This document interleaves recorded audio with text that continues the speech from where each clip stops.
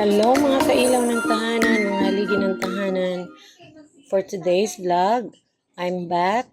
I'm here to introduce to you my plants. Here are the produce of my plants from the little farm. I have these papayas, fresh from our little farm. Lahat ng mga papaya ko ay matatamis at napaka-juicy. Alam natin lahat, ito ay napakaganda para sa ating skin. Ayan, lahat tayo nakakain na. At gagawa din ako ng raw salad, raw veggies. Mahilig talaga ako dito, guys. Ayan, may bitter gourd, mapait yung ampalaya, may tomato, may sunkist, landan or Indian lemon.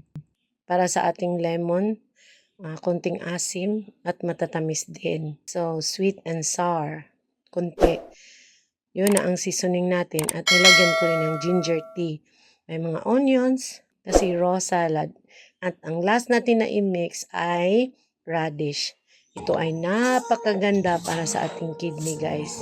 Kasi hindi natin alam na tamaan na ang ating mga kidneys dahil sa mga kinakain natin, sa ating mga drinks. Sometimes, magpa-party tayo.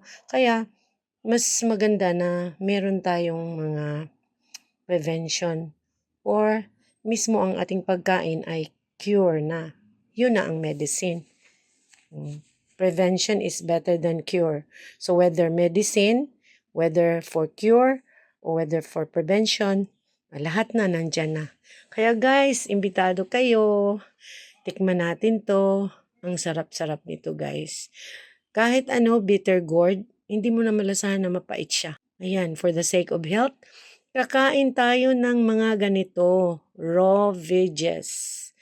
Kasi kapag raw, mas nagustuhan sa ating digestive system at mas mabilis yung pag-distribute ng mga nutrients. Shout out sa mga healthy people dyan, mga mentor ko, Vicky Style 48, Pauline, MM Vlog, Ate Shower Lifestyle, and to all my subscribers, viewers, and commenters, thanks for watching!